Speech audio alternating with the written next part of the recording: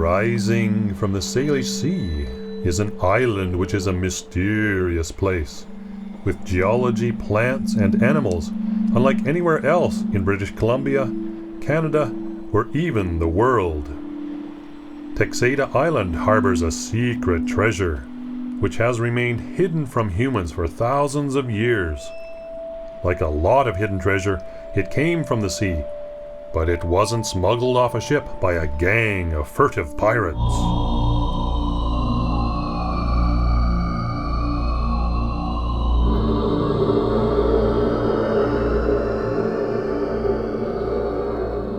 The hidden treasure of Texada Island is a living jewel, a flamboyant little fish.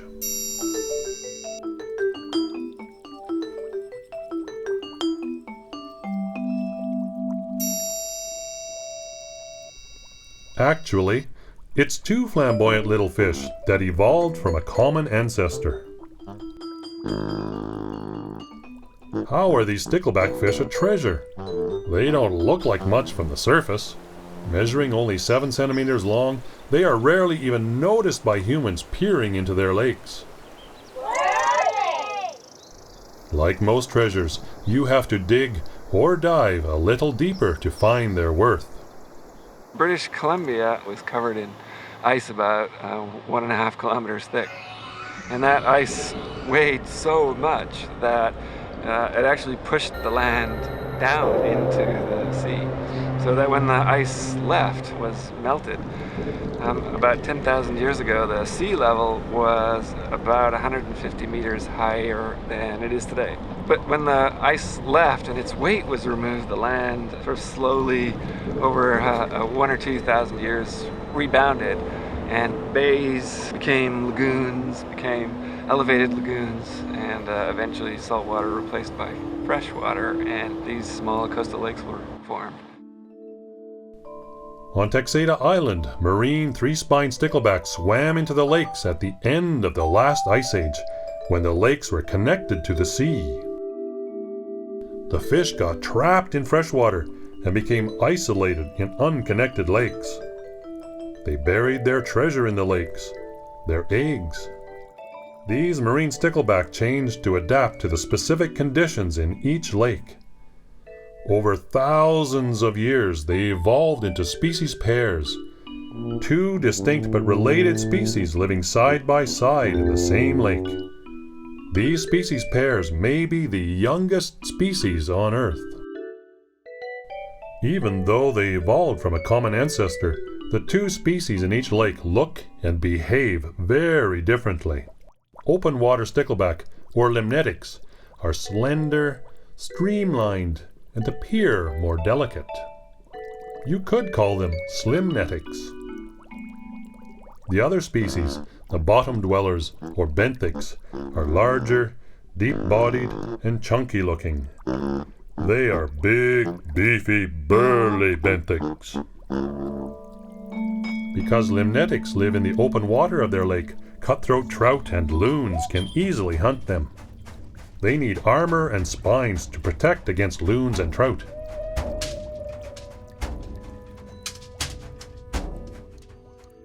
Can you find the needle-like spines? Sticklebacks get their name from these spines, which stick in the throat of a trout who tries to eat one. Have you ever had a fishbone stuck in your throat? Ouch! Would you like to gulp a stickleback down whole? Limnetics' clever camouflage of mirror-like sides which reflect sunlight and light-colored bellies help them blend in from any angle of view. They also live together in schools for safety. How many can you count?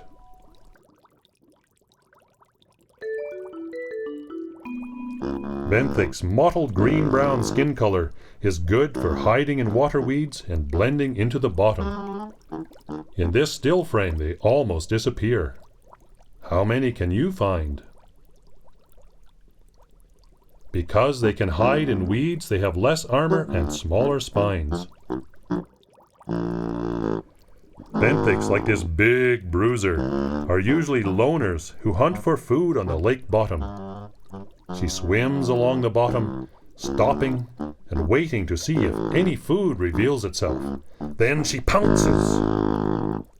Her big mouth allows her to eat bigger prey than a limnetic: snails, baby clams, and insects. Whoa! The big-mouth benthic hover and hoover maneuver delivers a tasty bug meal.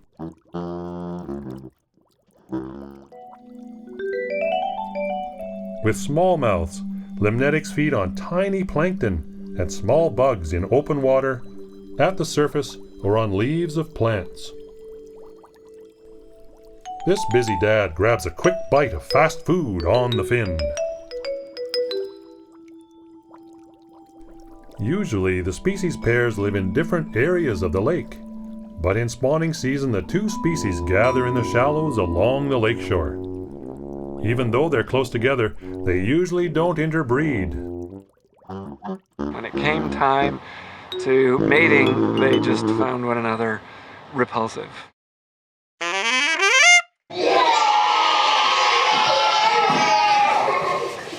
The behavior is the reason why benthic females really prefer to mate with benthic males and to hardly look twice at a limnetic male. And the behavior is the reason why limnetic females prefer to mate with limnetic males and not benthic males. Sounds kind of like humans. We're generally most comfortable with people from the same group who dress and behave like us. In many other ways they are like us too. The stickleback gather together in large groups to find a mate. The guys get dressed in their best and proudly strut their stuff in order to attract the girls.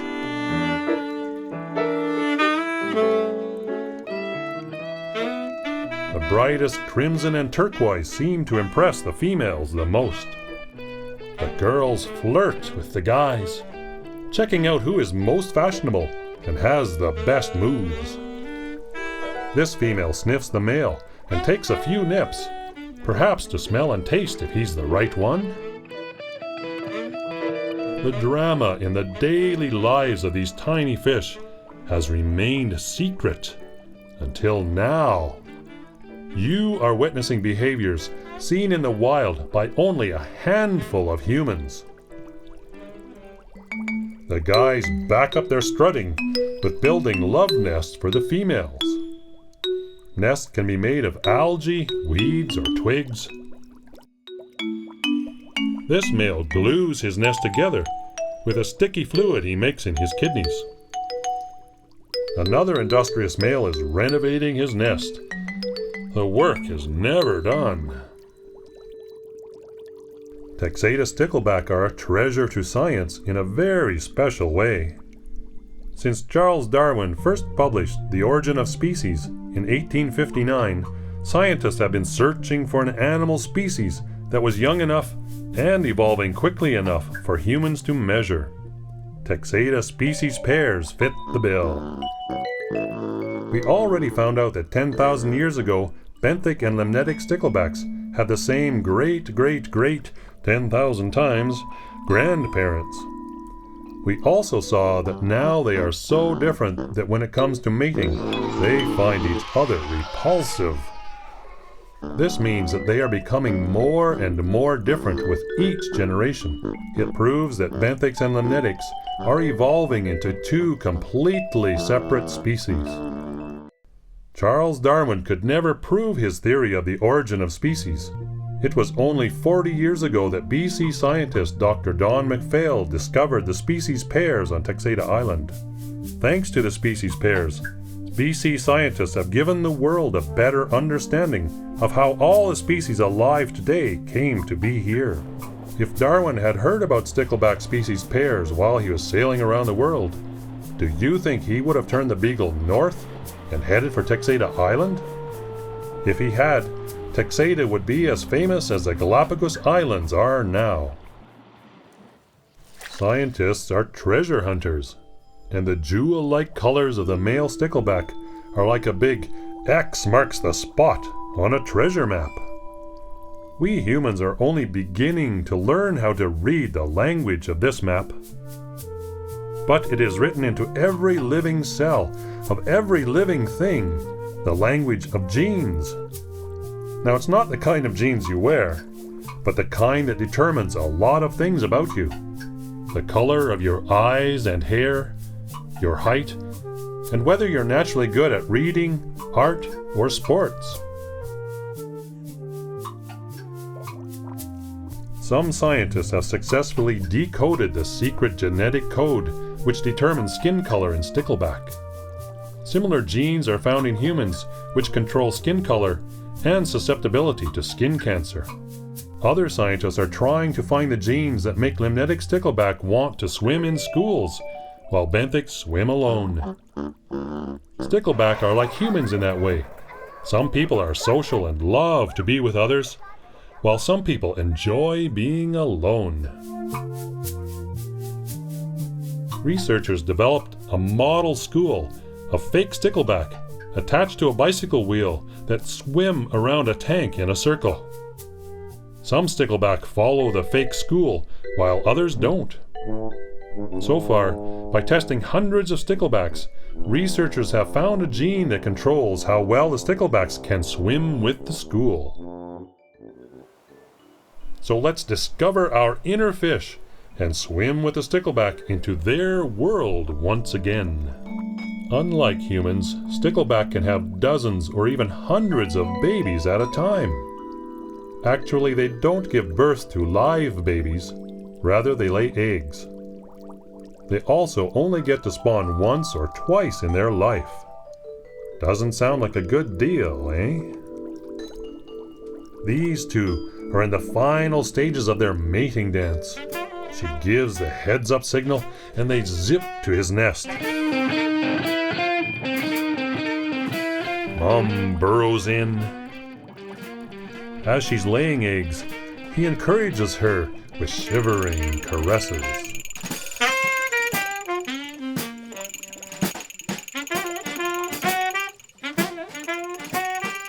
Oh, she's gone. As quick as that, she's laid her eggs and has no more to do with them. It's all up to Dad now, who seems a little puzzled. Oh well, time to fertilize the eggs. As quick as that, the fun is done and the hard work begins. A week of constantly keeping the eggs clean and supplied with oxygen. Rapidly fanning his front fins, Dad stays in place by quickly fanning his tail. That takes a lot of skill. This keeps algae from growing on the eggs and smothering them. It also keeps lots of oxygen washing over the eggs for them to absorb.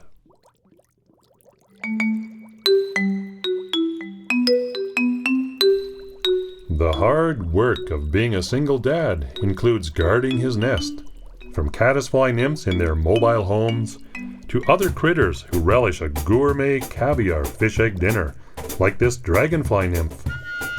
Dad risks his own life. The dragonfly could just as easily make a meal of him. Male sticklebacks are very good at defending their nest. Very good. And I mean, I've seen a stickleback this long drive off a trout like that. Just no way. They just tackle them. A drive-in meal is on the agenda of this painted turtle. Dad viciously attacks her eyes, her most vulnerable spot.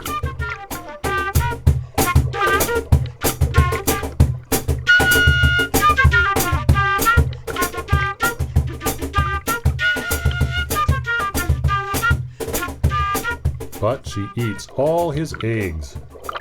This brave little stickleback now has no eggs to guard. His parenthood efforts have failed. While dragonfly nymphs and turtles sometimes attack nests, other stickleback are the biggest threat. Dad stickleback will drive away one or two with a direct defensive attack.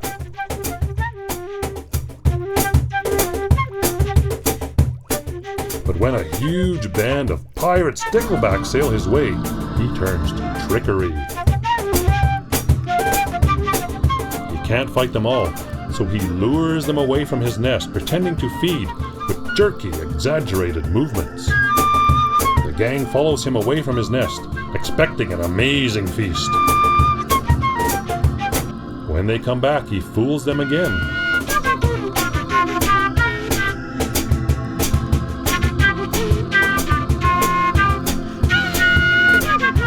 When only a few are left, he drives them off and saves his eggs.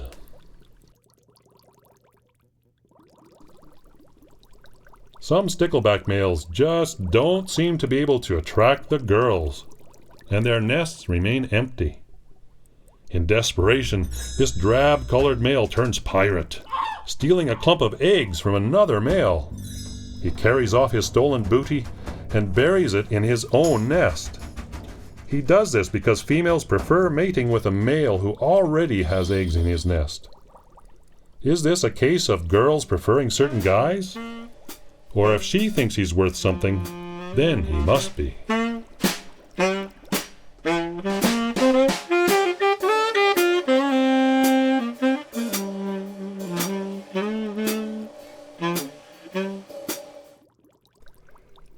Dad stickleback guards his babies for up to a week after they hatch.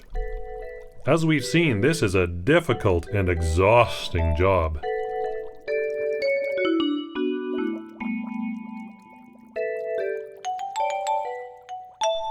The fry swim off to their new lives, but Dad is all worn out, and he dies soon after.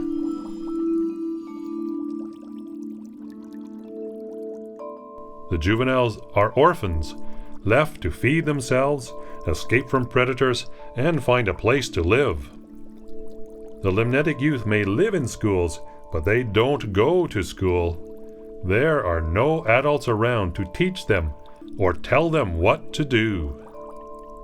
Limnetic stickleback know their safety in crowds, but sometimes they get sick, just like you. This can slow them down, and a slow fish is usually a dead fish. A fast trout can pick one out of a school. If you were a young limnetic stickleback, you wouldn't get to stay home from school if you were sick.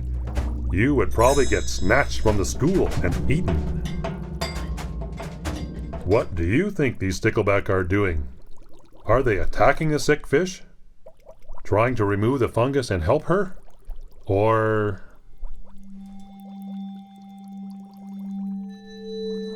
Another reason Texada stickleback are treasures is because they are among the rarest and most endangered species in the world.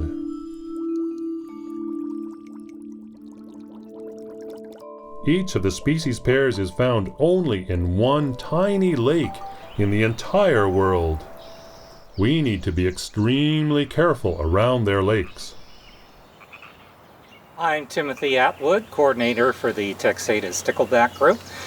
Stickleback Group is the local stewards of the stickleback species pairs. Behind me you see Priest Lake, and we monitor the lake. We test the water to make sure that everything is going well with the stickleback. We do educational symposiums and various other educational activities to teach people about sticklebacks and how to maintain them and not hurt them. And there you are, stickleback guardian of Texada Island. Woo! Bring it on. One of the famous, world famous stickleback guardians. Hey, there we go. No, Tyler, high five. Just what you wanted. Guarding stickleback means protecting the forests surrounding stickleback lakes. Clear-cutting close to the lakeshore could be disastrous for the fish.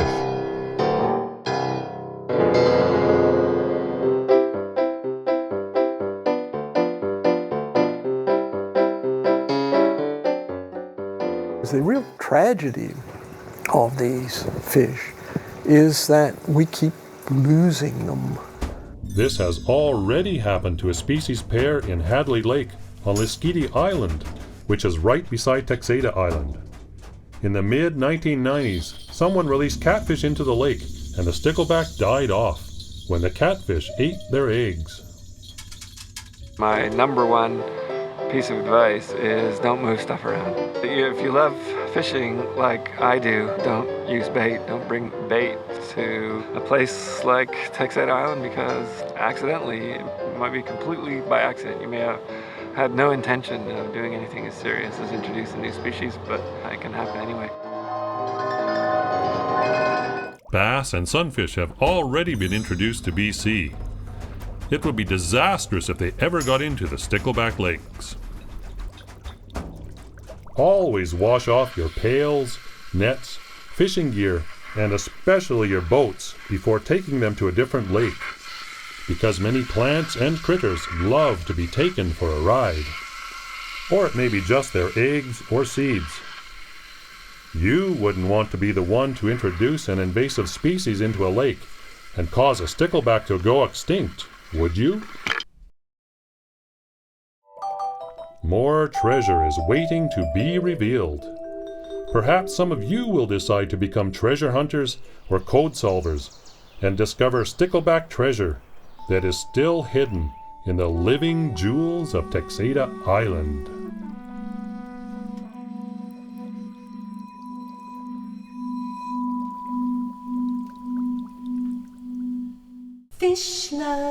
Fish love, stick a lick fish love. Get out. Fish love, fish love, stick a lick fish love. Fish love, fish love, stick a lick fish love. Fish love, fish love, stick a lick fish love. Fish love, fish love, stick a lick fish love. Fish love, fish love. Stickleback, fish love, fish love, fish love. Stickleback, fish love, fish love, fish love. Stickleback, fish love, fish love, fish love, fish love.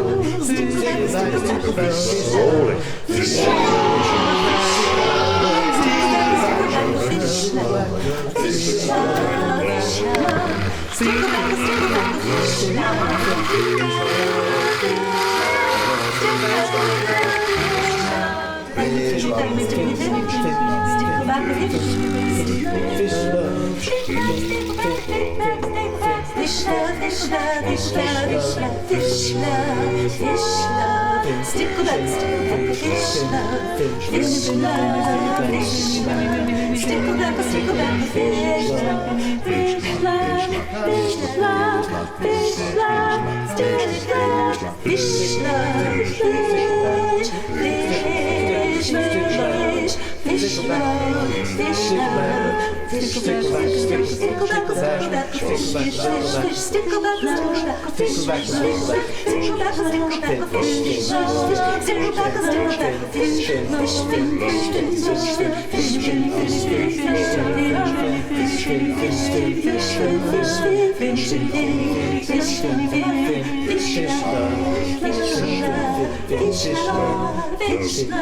They really are neat animals to watch all these wonderful behaviors.